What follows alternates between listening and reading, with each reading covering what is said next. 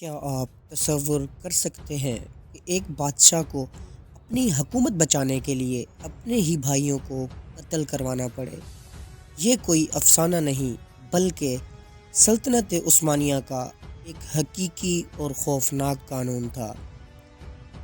عثمانی سلطنت تقریباً 600 سال تک دنیا کی سب سے طاقتور سلطنتوں میں شامل رہی۔ اس دور میں سلطنت کو سب سے بڑا خطرہ بیرونی دشمنوں سے کم اور اندرونی بغاوتوں سے زیادہ ہوتا تھا، خاص طور پر شہزادوں کے درمیان تخت کے لیے ہونے والی لڑائیاں۔ سلطنت کے ابتدائی دور میں کوئی واضح جانشینی نظام موجود نہیں تھا۔ ہر شہزادہ سمجھتا تھا کہ وہ تخت کا اصل وارث ہے، اور یہی وجہ تھی کہ باپ کی وفات کے بعد بھائی آپس میں جنگ کرتے تھے۔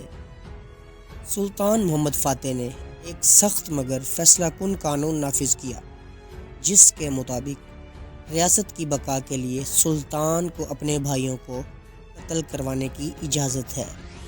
یہ قانون دراصل خانہ جنگی روکنے کے لیے بنایا گیا تھا، کیونکہ عثمانی تاریخ میں کئی مرتبہ بھائیوں کی لڑائی نے سلطنت کو کمزور کر دیا تھا۔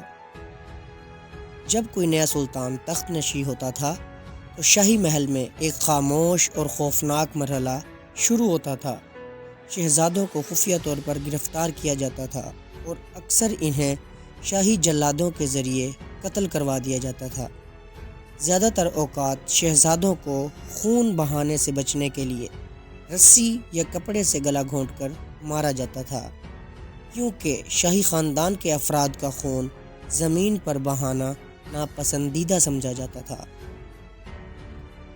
قید خانے کے دور کے بعد میں کچھ سلاطین نے قتل کے بجائے شہزادوں کو قید میں رکھنے کا طریقہ اپنایا، جسے کافین سسٹم کہا جاتا تھا۔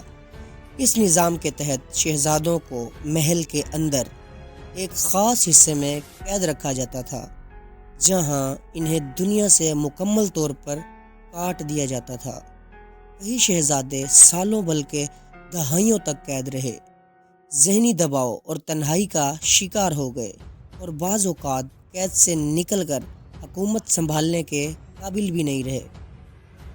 یہ قانون سلطنت کو خانہ جنگی سے بچانے کے لیے بنایا گیا تھا، مگر اس کی قیمت بہت بھاری تھی۔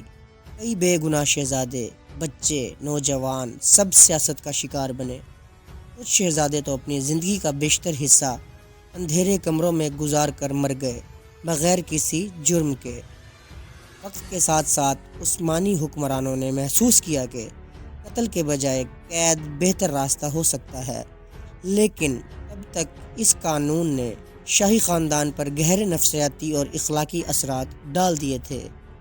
سوچئے، اگر آج کسی ملک میں ایسا قانون نافذ ہو جائے تو کیا ہم اسے ریاست کا تحفظ کہیں گے یا ظلم؟ کیا طاقت کے لیے انسانیت کو قربان کرنا درست ہے؟ عثمانی سلطنت کا یہ قانون ہمیں یہ سکھاتا ہے کہ طاقت اور اقتدار کی حفاظت کے لیے انسان کسی حد تک جا سکتا ہے، حتیٰ کہ اپنے ہی خون کے رشتوں کو بھی قربان کر دیتا ہے۔